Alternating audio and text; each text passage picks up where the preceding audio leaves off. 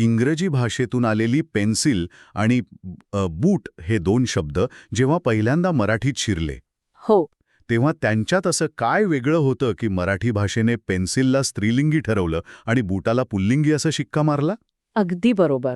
हा खूप छान प्रश्न आहे. म्हणजे विचार करा, यामागे कोणतीही वैज्ञानिक चाचणी नव्हती की कोणताही जागतिक नियम नव्हता, पण तरीही एक अत्यंत काटेकोर तर्क यामागे दडलेला आहे. आणि तोच तर्क समजून घेणं हे भाषेच्या खऱ्या स्वरूपाच्या अगदी जवळ जाण्यासारखं आहे. नक्कीच. ठीक आहे, आपण हे उलगडून बघूया. आजच्या या सखोल विश्लेषणात आपण स्पर्धा परीक्षांच्या, विशेषतः MPSCच्या मराठी व्याकरण अभ्यासक्रमातील काही अत्यंत महत्त्वाच्या आणि काय म्हणता येईल गुंतागुंतीच्या संकल्पनांचा वेध घेणार आहोत. हो, ज्याला आपण नामांचे विकरण म्हणतो. अगदी तेच. प्रामुख्याने लिंग आणि वचनविचार यावर आपल्याला लक्ष केंद्रित करायचं आहे. अनेकदा हा विषय श्रोत्यांना घोकमपट्टीचा वाटतो, कारण म्हणजे त्याचे नियम वरवर पाहता खूप विस्कळीत वाटतात. खरे, ते नियम पाठ करावे लागतात असा एक समज आहे. हो ना, पण ह्या संकल्पनांच्या मुळाशी गेल्यावर एक गोष्ट प्रकर्षाने जाणवते की आपण रोजच्या संवादात जे व्याकरण नकळतपणे वापरतो त्याची व्यवस्था एखाद्या गणिताइतकीच अचूक आहे. अगदी गणितासारखेच. आणि म्हणूनच आपला उद्देश केवळ नियमांची उजळणी करणे हा नाहीये, बरोबर. तर त्यामागील कारणे शोधणे हा आहे. हा विषय केवळ परीक्षेपुरत्या मर्यादित राहत नाही. कोणत्याही भाषेचं व्याकरण हा त्या भाषेचा खऱ्या अर्थाने कणा असतो. हो, तो आधार असतो भाषेचा. नक्कीच. आपण जेव्हा या व्याकरणविषयक माहितीचा अभ्यास करतो तेव्हा आपण केवळ नियम वाचत नसतो. आपण ते नियम तसे का आहेत हे समजून घेत असतो. एखादा शब्द एका विशिष्ट साच्यात का बसतो, यामागे मोठा इतिहास असतो. हो, त्यामागे शेकडो वर्षांचा इतिहास, मानवी विचार प्रक्रिया आणि समाजाची सांस्कृतिक जडणघडण दडलेली असते. याच विचार प्रक्रियेचा वेध घेण्यासाठी आपण लिंग या संकल्पनेपासून सुरुवात करूया. भाषेतील शब्दांना आपण प्रामुख्याने पुल्लिंगी, स्त्रीलिंगी आणि नपुंसकलिंगी अशा 3 प्रकारात विभागतो. बरोबर.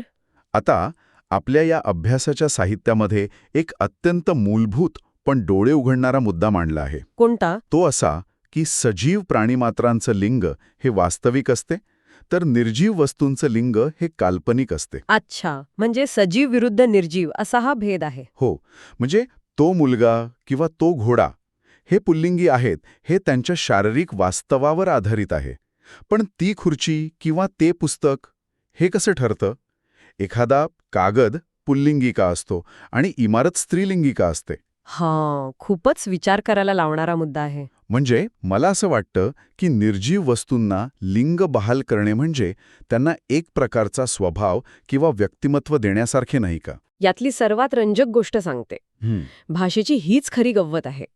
कागद पुल्लिंगी आणि इमारत स्त्रीलिंगी का, यामागे कोणताही वैज्ञानिक किंवा भौतिक नियम नाहीये. अच्छा. म्हणजे हे बघा, व्याकरणकर्त्यांनी एखाद्या बंद प्रयोगशाळेत बसून हे नियम ठरवलेले नाहीयेत. हजारो वर्षांच्या वापरातून, लोकांच्या रोजच्या संवादातून ही काल्पनिक व्यवस्था रूढ झाली आहे. म्हणजे ही लोकांची सवय आहे असं म्हणता येईल. अगदी. मानवी मेंदूला प्रत्येक गोष्टीचं वर्गीकरण करण्याची सवय असते. जेव्हा भाषा विकसित होत होती तेव्हा शब्दांच्या उच्चारातील नाद, त्यांचा शेवटचा स्वर किंवा त्यांचा उपयोग, हो, किंवा त्या वस्तूचा मानवी जीवनातील उपयोग, यावरून नकळतपणे त्यांना एका लिंगाच्या कप्प्यात टाकले गेले. समाजाने पिढ्यानपिढ्या ज्या वस्तूला ज्या लिंगात स्वीकारले तेच तिचे व्याकरण बनले. म्हणजे हे सगळं सवयीचं आणि परंपरेचं फळ आहे तर. पण जर हे केवळ परंपरेने ठरलेलं काल्पनिक लिंग आहे तर मग एकाच अर्थाच्या वेगवेगळ्या शब्दांचं लिंग सारखेच असायला हवे ना? तसं वाटतं खरं, पण तसं होत नाही. हो, प्रत्यक्षात तसे अजिबात होत नाही. म्हणजे बघा, एकाच वस्तूसाठी वापरले जाणारे वेगवेगळे शब्द, पण त्यांचे लिंग मात्र पूर्णपणे वेगळे असते. जसे की रुमालाचं उदाहरण. अगदी तेच. रुमाल हा पुल्लिंगी आहे, पगडी स्त्रीलिंगी आहे आणि पागोटे नपुंसकलिंगी आहे. तिन्ही गोष्टी डोक्यावरच बांधल्या जातात. तिन्हींचा उपयोग साधारणपणे सारखाच आहे. तरीही भाषेने त्यांना वेगवेगळ्या लिंगांच्या कप्प्यात टाकला आहे. हो ना? तसेच ग्रंथ म्हटलं की तो पुल्लिंगी होतो, पोथी म्हटलं की ती स्त्रीलिंगी होते आणि पुस्तक म्हटलं की ते नपुंसकलिंगी होतं. तसंच देह, काया आणि शरीर एकाच भौतिक गोष्टीसाठी 3 वेगळे लिंगभेद. हे कसं काय? जर आपण याचा मोठ्या चित्राशी संबंध जोडला तर इथे एक अत्यंत महत्वाची गोष्ट समजून येते. लिंग हे त्या वस्तूचे नसते, मग कोणाचे असते?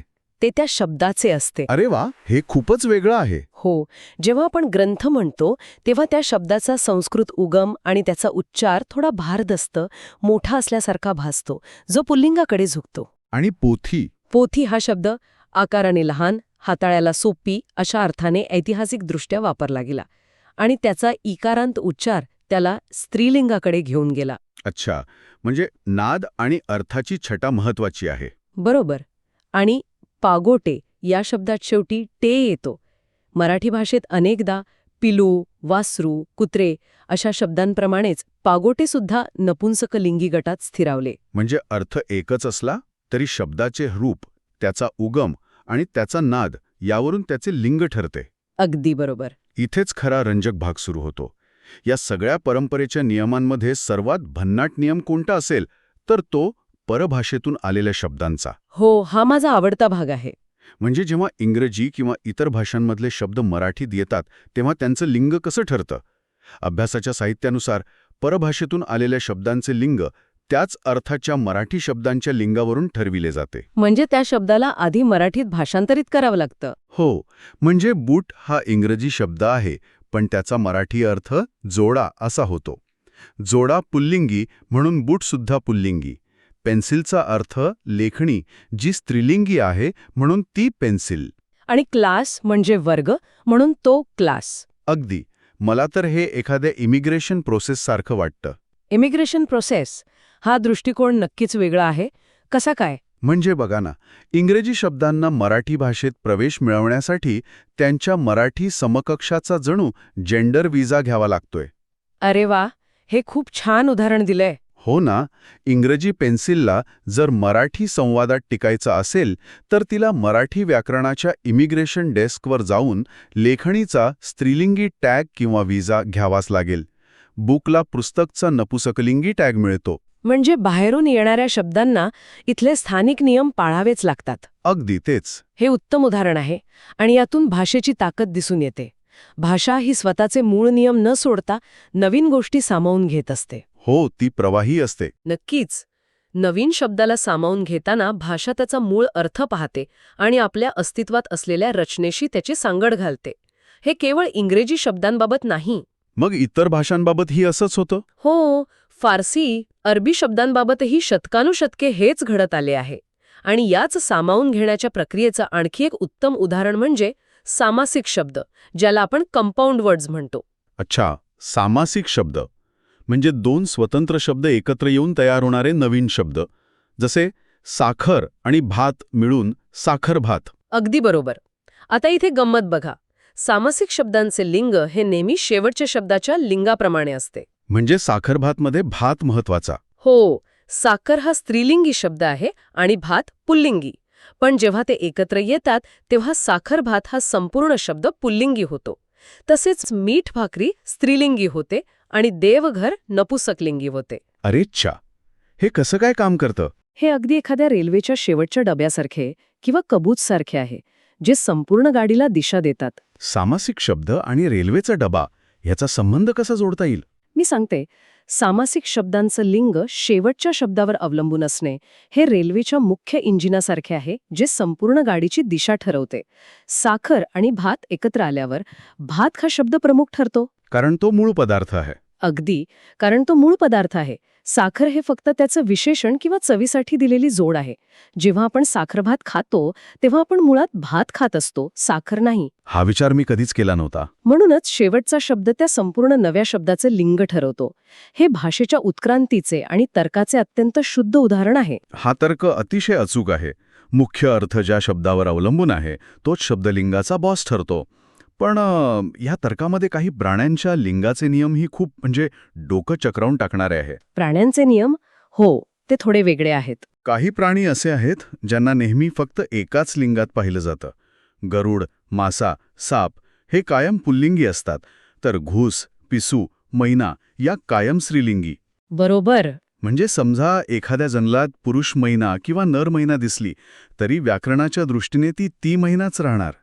हे थोडं विचित्र नाही वाटत? वरवर पाहता विचित्र वाटतं, पण यामागेही ऐतिहासिक आणि व्यावहारिक कारणे आहेत. मानवाचा ज्या प्राण्यांशी अत्यंत जवळचा आणि रोजचा संबंध आला, जसे की पाळीव प्राणी. हो, जसे की गाय बैल, घोडा घोडी, कुत्रा कुत्री. तेथे माटवाने लिंगभेद स्पष्ट करण्यासाठी स्वतंत्र शब्द निर्माण केले. पण गरुड आकाशात खूप उंचावर उडतो, मासा पाण्यात असतो आणि पिसू अत्यंत लहान असते. अच्छा, म्हणजे त्यांच्या लिंगाचा माणसाला रोजच्या जीवनात काही फरक पडत नव्हता. अगदी तेच. ऐतिहासिक काळात सामान्य माणसाला या प्राण्यांचे लिंग ओळखण्याची किंवा त्याबद्दल वेगळ्या शब्दात बोलण्याची गरजच भासली नाही. त्यामुळे जो एक सामान्य शब्द रूढ झाला तोच कायमचा एका विशिष्ट लिंगात अडकून पडला. हे खूपच लॉजिकल आहे. अर्थात अत्यंत तांत्रिक भाषेत नर मासा किंवा मादी मासा असे म्हटले जाते, पण मूळ शब्दाचं लिंग बदलत नाही. समजलं. आता एकदा एखाद्या शब्दाला त्याची ही लिंगाची ओळख किंवा त्याचा विजा मिळाला आणि तो भाषेत स्थिरावला, की त्यानंतर एक मोठा प्रश्न उभा राहतो. कोणता प्रश्न? जेव्हा या शब्दाची संख्या वाढते तेव्हा काय होते? आता आपण अशा एका संकल्पनेकडे वळूया जिथे उमेदवारांच्या चुकांचं प्रमाण सर्वाधिक असते. ती संकल्पना म्हणजे संख्या, म्हणजेच व्याकरणाच्या भाषेत वचनविचार. एकवचन आणि अनेकवचन. वचन विचार हा खऱ्या अर्थाने परीक्षकांचा सर्वात आवडता घटक आहे.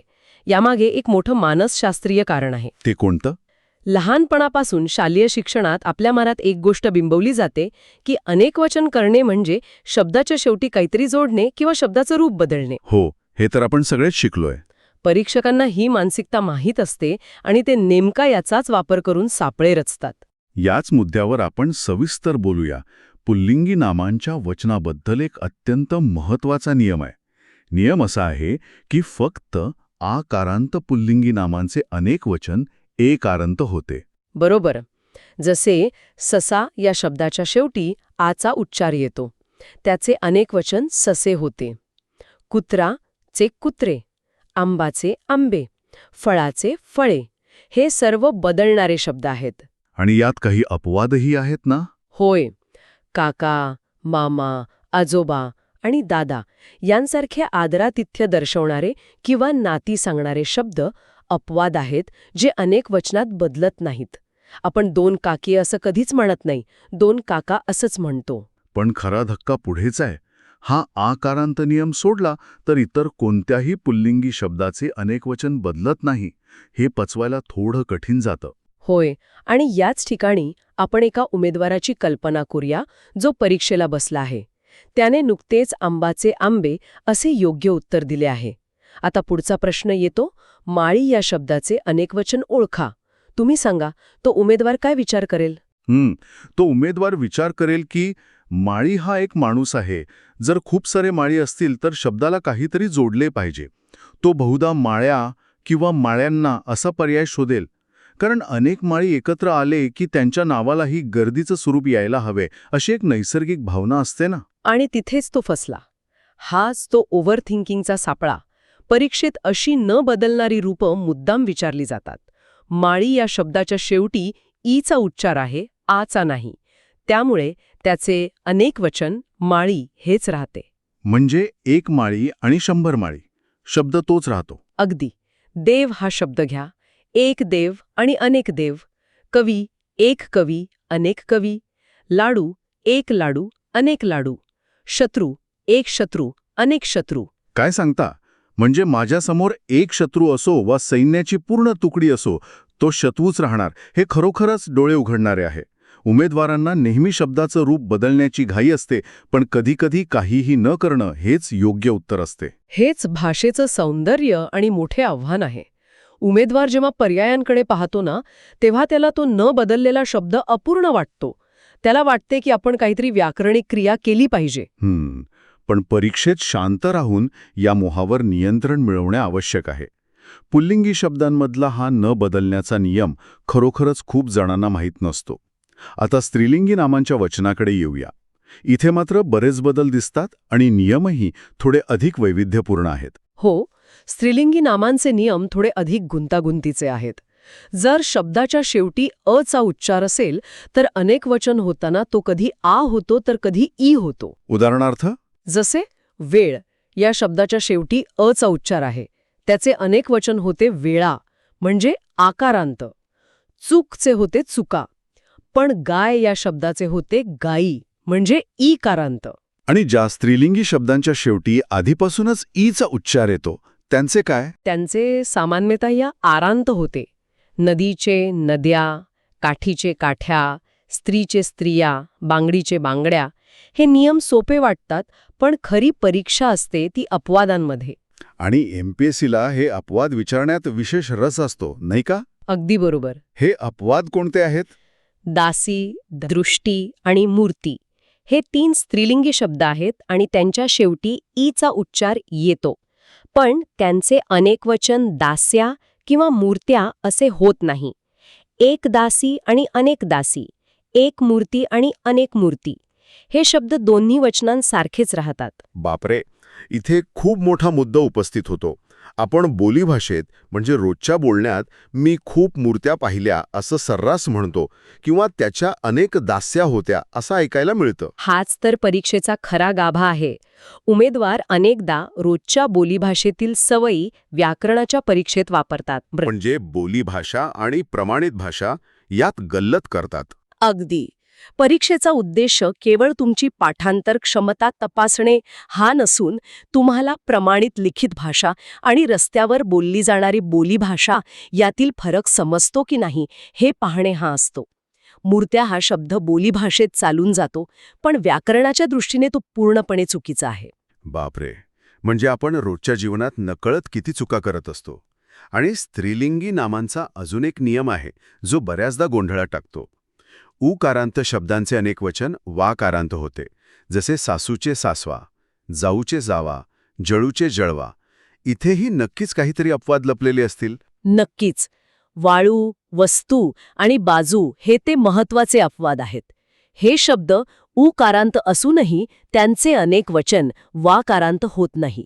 आपण एक वस्तू आणि 10 वस्तू असेच म्हणतो, वस्त्वा असे कधीच म्हणत नाही. आणि एक बाजू आणि 2 बाजू बाजवा असे होत नाही. बरोबर. उमेदवारांनी हे मोजके अपवाद पाठच करून ठेवायला हवेत, कारण प्रश्नपत्रिकेत हेच शब्द वारंवार डोकावतात. आता शेवटी नपुसकलिंगी नामांबद्दल बोलूया. तिथेही अशीच काही मोठी गुंतागुंत आहे का, की तिथे थोडे सुटसुटीत नियम आहेत? सुदैवाने तिथे नियम थोडे अधिक सरळ आहेत. अ किंवा उकारांत नपुसकलिंगी नामांचे अनेक वचन एकारांत होते. जसे घर, ज्याच्या शेवटी अचा उच्चार आहे, त्याचे होते घरे. फूलचे फुले? हो. आणि वासरू, ज्याच्या शेवटी ऊचा उच्चार आहे, त्याचे होते वासरे. लेकरूचे लेकरे. आणि जर शब्दाच्या शेवटी आधीपासूनच ए असेल तर, जसे गाणे. जर नपुसकलिंगी नाम एकारांत असेल तर त्याचे अनेक वचन ईकारांत होते. उदाहरणार्थ गाणेचे होते गाणी, खेडेचे खेडी, लाटणेचे लाटणी आणि केळेचे केळी. इथे तुलनेने उमेदवारांच्या चुका कमी होतात, कारण हे शब्द बोलीभाषेतही याच पद्धतीने वापरले जातात. हे सगळं इतक्या बारकाईने ऐकल्यावर आणि यावर विचार केल्यावर एक गोष्ट मात्र मला निश्चितपणे जाणवते. व्याकरण हे केवळ रट्टा मारण्याचं शास्त्र नाहीये. अजिबात नाही. या संपूर्ण सखोल चर्चेचा गाभा हाच आहे की भाषेच्या आत एक अतिशय सूक्ष्म, ऐतिहासिक आणि मानसशास्त्रीय व्यवस्था काम करत असते. रुमाल, पगडी, पागोटे मधील लिंगाचा खेळ असो वा देव, कवी, शत्रू या शब्दांची न बदलणारी वचने असोत, उमेदवारांनी ह्या नियमांकडे केवळ परीक्षेत गुण मिळवण्याचे साधन म्हणून पाहू नये, तर भाषेचे बारकावे समजून घेण्याची एक संधी म्हणून पाहावे. अत्यंत समर्पक विचार आहे. MPSCची परीक्षा उमेदवाराची स्मरणशक्ती तपासत नाही, तर उमेदवार भाषेच्या पृष्ठभागाखाली जाऊन तिचे सूक्ष्म आकलन किती करू शकतो, तो भाषेच्या इतिहासाला आणि परंपरेला किती समजून घेतो हे पाहते. म्हणजे एक प्रकारे ते उमेदवाराची समज तपासत असतात. अगदी. जेव्हा उमेदवार प्रश्नपत्रिकेत 4 पर्यायांपैकी एक निवडत असतो ना, तेव्हा तो केवळ एक योग्य उत्तर निवडत नसतो, तर तो परीक्षकांनी अत्यंत हुशारी लावलेले 3 सापळे यशस्वीपणे टाळत असतो. ज्याला भाषेची प्रमाणित रचना आणि बोलीभाषेतील तडजोडी यातील फरक समजतो, तोच उमेदवार या प्रश्नांमध्ये पैकीच्या पैकी गुण मिळवू शकतो. मला खात्री आहे की आजच्या या चर्चेमुळे स्पर्धा परीक्षेची तयारी करणाऱ्या उमेदवारांना लिंग आणि वचनाचे हे कूट प्रश्न सोडवण्यासाठी एक नवी, स्पष्ट आणि अधिक विश्लेषणात्मक दिशा नक्कीच मिळाली असेल. त्यांनी आता केवळ मला वाचायला काय बरं वाटतंय किंवा माझ्या कानांना कोणता शब्द सवयीचा वाटतोय यावर अवलंबून न राहता या ठाम नियमांचा आणि अपवादांचा आधार घ्यायला हवा. होय, आणि ओव्हरथिंकिंग टाळणे हीच या परीक्षेची खरी गुरुकिल्ली आहे. हे अगदी खरे आहे. आणि या नियमांचा वारंवार जाणीवपूर्वक सराव करणे, वाचन वाढवणे हाच यावरील एकमेव खात्रीशीर उपाय आहे. जाता जाता एका अत्यंत वेगळ्या आणि थोड्याशा प्रक्षोभक विचारावर आपण थांबूया. नक्कीच, सांगा. आपण आज पाहिलं की व्याकरणाचे नियम, विशेषतः निर्जीव वस्तूंचे काल्पनिक लिंग, हे परंपरेतून आले आहेत. आपण निर्जीव वस्तूंनाही पुल्लिंगी, स्त्रीलिंगी किंवा नपुंसकलिंगी अशा साच्यात बसून मोकळे झालो आहोत. पण आपण हेही जाणतो की भाषा ही एक प्रवाही नदी आहे. ती सतत बदलत असते. हो, भाषेचा हा नैसर्गिक स्वभावच आहे. मग भविष्यात जसा मानवी समाज अधिक प्रगत होईल, भाषेचा जागतिक स्तरावर वापर वाढेल, तसतशी ही काल्पनिक लिंगाची संकल्पना पूर्णपणे नष्ट होईल का? कदाचित शेकडो वर्षानंतरची मराठी व्याकरण पुस्तके सर्व निर्जीव वस्तूंना एकाच समान लिंगात किंवा फक्त नपुंसक लिंगात ठेवतील. अरेच्छा, हा खूपच रंजक विचार आहे. तो सूर्य किंवा ती नदी न म्हणता आपण फक्त एकच तटस्थ लिंग वापरू लागू. कदाचित भविष्यातील पिढ्यांना आपण एका कापडाच्या तुकड्याला स्त्री आणि दुसऱ्याला पुरुष मानत होतो हे वाचून हसूही येईल. कोण जाणे, भाषेचा प्रवास कुठे जाऊन थांबेल हे आज तरी सांगता येत नाही. पण जोपर्यंत हा प्रवास चालू आहे, तोपर्यंत मात्र आपल्याला हे गुंतागुंतीचे आणि रंजक नियम पाळणेच भाग आहे. अगदी बरोबर. यावर नक्की विचार करा. आजच्या या सखोल चर्चेत एवढेच.